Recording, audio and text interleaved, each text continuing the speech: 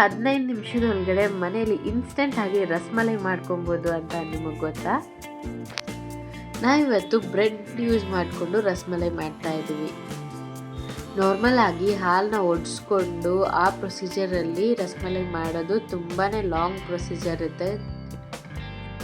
ಬೇಕು ಅಂದಾಗ ಇನ್ಸ್ಟೆಂಟ್ ಆಗಿ ಮಾಡ್ಕೊಳ್ಳೋಕ್ಕೆ ತುಂಬ ಕಷ್ಟ. ಮೊದಲು ಬ್ರೆಡ್ ಸ್ಲೈಸಸ್ನೆಲ್ಲ ಕಟ್ ಮಾಡ್ಕೊಂಡು ಇಟ್ಕೊಳ್ಳೋಣ. ನಿಮಗೆ ಎಷ್ಟು ರಸಮಲೈ ಪೀಸಸ್ ಮಾಡ್ಕೊಬೇಕಂತ ಇದ್ದೀರೋ ಅಷ್ಟು ಬ್ರೆಡ್ ಸ್ಲೈಸಸ್ನ ತಗೊಳ್ಳಿ. ನಾನಿಲ್ಲಿ ಒಂದು 6 ತೊಗೊಂಡಿದ್ದೀನಿ ಅಷ್ಟೇ. ಬ್ರೆಡ್ ಪೀಸ್ಗಳ ಎಡ್ಜಸ್ನೆಲ್ಲ ಕಟ್ ಮಾಡಿ ಇಟ್ಕೊಳ್ಳೋಣ. ಅದು ಬ್ರೋಸ್ಟ್ ಆಗಿರುತ್ತಲ್ಲ ಬ್ರೌನ್ ಕಲರ್, ಅದನ್ನೆಲ್ಲ ನೀಟಾಗಿ ಕಟ್ ಮಾಡಿ ಇಟ್ಕೊತಾ ಇದ್ದೀನಿ. ನೋಡಿ, ಇವಾಗ ಎಡ್ಜಸ್ನೆಲ್ಲ ಕಟ್ ಮಾಡಿ ಇಟ್ಕೊಂಡಿದ್ದೀನಿ. ಇವಾಗ ಇದನ್ನ ಒಂದು ಸ್ಲೈಸ್ನ 2 ಟ್ರಯಾಂಗಲ್ ಆಗಿ ಕಟ್ ಮಾಡಿ ಇಟ್ಕೊತಾ ಇದ್ದೀನಿ. ನಿಮ್ಗೆ ಯಾವ ಶೇಪಲ್ಲಿ ಬೇಕೋ ನೀವು ಕಟ್ ಮಾಡಿ ಇಟ್ಕೊಬೋದು.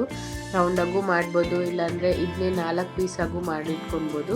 ನಾನು ಸ್ವಲ್ಪ ದೊಡ್ಡದಾಗಿರಲಿ ಅಂತ 1 ಬ್ರೆಡ್ ಪೀಸ್ನ 2 ಭಾಗದಲ್ಲಿ ಮಾಡ್ಕೊಂಡು ಕಟ್ ಮಾಡ್ಕೊಂಡು ಇಟ್ಕೊಂಡಿದ್ದೀನಿ.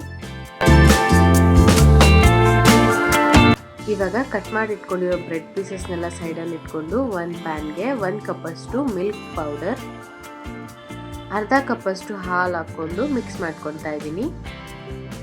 ಇದು ಆ ಬ್ರೆಡ್ ಪೀಸಸ್ ಒಳಗಡೆ ಸ್ಟಫಿಂಗ್ಗೆ ತುಂಬ ರುಚಿಯಾಗಿರುತ್ತೆ. ರಸಮಲೈಗೆ ಇದು ಇರಲ್ಲ, ಬಟ್ ನಾವಿಲ್ಲಿ ಅದಕ್ಕಿಂತ ರುಚಿಯಾಗಿ ಮಾಡ್ಕೊತಾ ಇದ್ದೀವಿ.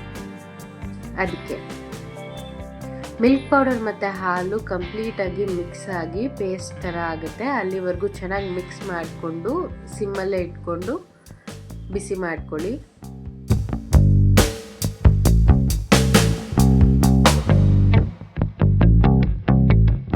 ನಾನು ಸಪ್ರೇಟಾಗಿ 2 ಟೇಬಲ್ ಸ್ಪೂನಷ್ಟು ಹಾಲಿಗೆ 1 ಸ್ಪೂನಷ್ಟು ಕಸ್ಟರ್ಡ್ ಪೌಡರ್ ಹಾಕಿ ಚೆನ್ನಾಗಿ ಮಿಕ್ಸ್ ಮಾಡ್ಕೊತಾ ಇದ್ದೀನಿ, ಏನು ಉಂಡೆಗಳಿಲ್ಲದೆ ಇರೋ ಥರ.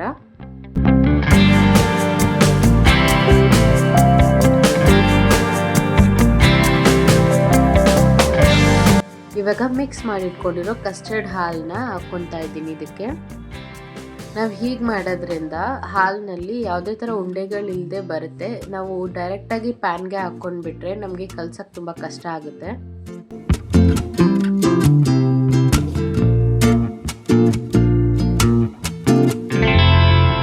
ಈ ಹಾಲಿನ ಮಿಕ್ಸ್ಚರ್ನ ಕುದಿಸ್ತಾ ಬನ್ನಿ. ನಾವು ಕಸ್ಟರ್ಡ್ ಪೌಡರ್ ಹಾಕ್ಕೊಂಡಿದ್ದೀವಲ್ವ, ಸೊ ಅದು ಗಟ್ಟಿ ಆಗ್ತಾ ಬರುತ್ತೆ. ಕ್ರೀಮಿ ಕನ್ಸಿಸ್ಟೆಂಟ್ಗೆ ಬರಬೇಕು ನಾವು ಸ್ಟಫಿಂಗ್ ಮಾಡ್ಕೊಳ್ಳೋದಕ್ಕೆ.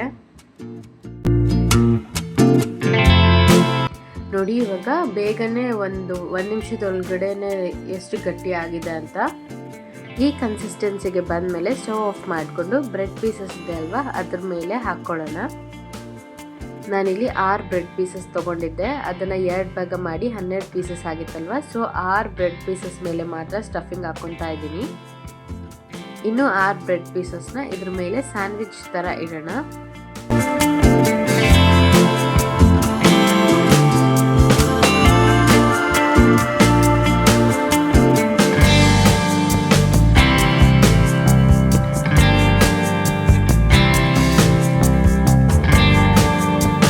ನೋಡಿ, ಇವಾಗ ಸ್ಯಾಂಡ್ವಿಚ್ ಥರ ಇಡ್ತಾ ಇದ್ದೀನಿ. ನಾವು ಇದನ್ನ ಸೋಕ್ ಮಾಡಿದ್ರೆ ತಿನ್ನಬೇಕಾದ್ರೆ ಆ ಸ್ಟಫಿಂಗ್ ರುಚಿ ತುಂಬ ಚೆನ್ನಾಗಿ ಬರುತ್ತೆ.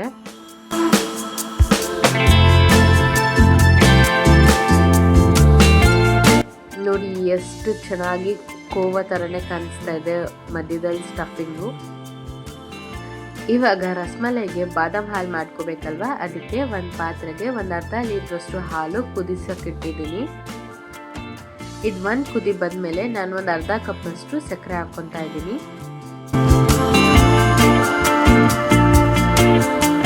ಇದು ಸಕ್ಕರೆ ಕರಗ್ತಾ ಇರಲಿ. ನಾವು ಅಷ್ಟೊತ್ತಿಗೆ ಒಂದು ಚಿಕ್ಕ ಬಟ್ಲಲ್ಲಿ 2 ಸ್ಪೂನಷ್ಟು ಹಾಲು ತೊಗೊಂಡು ಅದಕ್ಕೆ 1 ಸ್ಪೂನಷ್ಟು ಬಾದಾಮ್ ಪೌಡರ್ ಹಾಕ್ಕೊಂಡು ಮಿಕ್ಸ್ ಮಾಡಿಕೊಂಡು ಅದನ್ನು ಇವಾಗ ಈ ಕುದಿತಾ ಇರೋ ಹಾಲಿಗೆ ಸೇರಿಸ್ಕೊತಾ ಇದ್ದೀನಿ. ಸೇಮ್ ಆವಾಗಲೇ ಹೇಳ್ದಂಗೆ ಇದು ಮಾಡೋದ್ರಿಂದ ನಾವು ಬಾದಾಮ್ ಪೌಡರ್ ಹಾಕ್ಕೊಂಡಾಗ ಯಾವುದೇ ಗಂಟಿರಲ್ಲ. ನೋಡಿ, ಇವಾಗ ಎಲ್ಲ ಮಿಕ್ಸ್ ಆಗಿದೆ. ಇದಕ್ಕೆ ಇವಾಗ ನಾನು ಹೆಚ್ಚಿಟ್ಕೊಂಡಿರೋ ಬಾದಾಮ್ ಪೀಸಸ್ನ ಹಾಕ್ಕೊತಾ ಇದ್ದೀನಿ.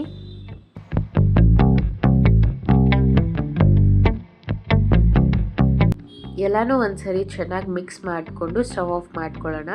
ಇವಾಗ ನಾವು ಪ್ಲೇಟಲ್ಲಿ ಇಟ್ಕೊಂಡಿರೋ ಬ್ರೆಡ್ ಪೀಸಸ್ ಮೇಲೆ ಬಾದಾಮ್ ಹಾಲು ಹಾಕ್ಕೊಂಡು ನೆನೆಸ್ಕೊಳ್ಳೋಣ. ಬಾದಾಮ್ ಹಾಲು ಹಾಕ್ಬಿಟ್ಟು ಒಂದು ಹಾಫ್ ಆನ್ ಅವರ್ ಸೈಡಿಗೆ ಇಟ್ಬಿಡಿ. ಅದು ಚೆನ್ನಾಗಿ ನೆಂದು ಒಳಗಡೆ ಬ್ರೆಡ್ ಒಳಗಡೆ ಎಲ್ಲ ಅದು ಕಂಪ್ಲೀಟಾಗಿ ಬಾದಾಮ್ ಹಾಲು ಹೋದ್ಮೇಲೆ ಟೇಸ್ಟ್ ತುಂಬ ಚೆನ್ನಾಗಿರುತ್ತೆ. ನೋಡಿದ್ರಲ್ಲ ಎಷ್ಟು ಈಸಿಯಾಗಿ ಇನ್ಸ್ಟೆಂಟಾಗಿ ರಸಮಲೈ ಮಾಡ್ಕೊಂಡ್ವಿ.